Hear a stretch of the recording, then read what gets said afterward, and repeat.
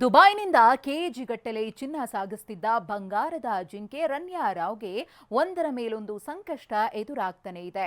ಜೈಲಿನಿಂದ ಹೊರಬರಲು ಹಾತೊರಿತಾ ಇದ್ದ ನಟಿಗೆ ಹೈಕೋರ್ಟ್ ಶಾಕ್ ಕೊಟ್ಟಿದೆ. ಇದರ ಜೊತೆಗೆ ಅದೊಂದು ಕಾಯ್ದೆಯ ಬಿಸಿಯೂ ತಟ್ಟಿದೆ.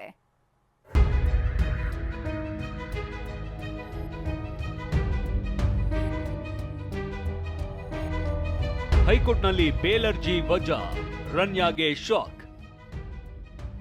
ಬೇಲ್ ಶಾಕ್ನಲ್ಲಿದ್ದ ರನ್ಯಾಗೆ COFEPOSA stroke. Gold smuggling ಜಾಲದ ಒಳಗೆ ಸಿಲುಕಿರುವ ನಟಿ ರನ್ಯಾ ರಾವ್ಗೆ ಜೈಲಿನಿಂದ ಮುಕ್ತಿ ಸಿಗುವಂತೆ ಕಾಣ್ತಾ ಇಲ್ಲ. ಯಾಕಂದ್ರೆ ಹೈಕೋರ್ಟ್ ಏಕಸದಸ್ಯ ಪೀಠ ಇವತ್ತು ನಟಿ ರನ್ಯಾ ಮತ್ತು ಆಕೆಯ ಗೆಳೆಯ ತರುಣ್ ರಾಜು ಜಾಮೀನು ಅರ್ಜಿಯನ್ನ ವಜಾಗೊಳಿಸಿದೆ.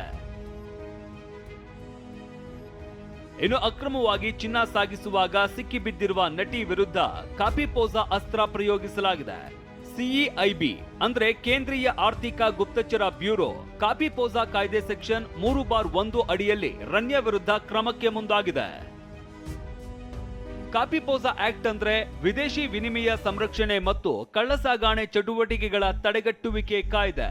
ಇದು 1974ರಲ್ಲಿ ಜಾರಿಗೆ ಬಂದಿದೆ. ಚಿನ್ನ ಮತ್ತು ಇತರ ಕಳ್ಳಸಾಗಣೆದಾರರನ್ನ ಕಾಪಿ ಪೋಸಾ ಕಾಯ್ದೆ ಅಡಿಯಲ್ಲಿ ಬಂಧಿಸಲಾಗುತ್ತೆ.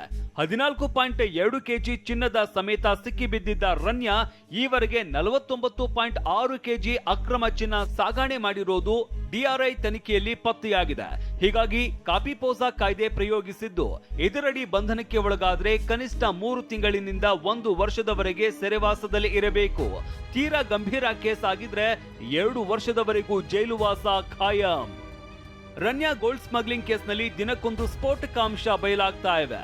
ಡಿಆರ್ಐಗೆ ಸಿಕ್ಕ ಚಿನ್ನದ ಲೆಕ್ಕ ಎಷ್ಟಾಗಿದ್ರೆ ಸಿಗದಿರೋದು ಇನ್ನೆಷ್ಟಿದೆ ಅನ್ನೋ ಪ್ರಶ್ನೆ ಎದ್ದಿದೆ. ಪ್ರಜ್ವಾಲ್, ಟಿವಿ9 ಬೆಂಗಳೂರು.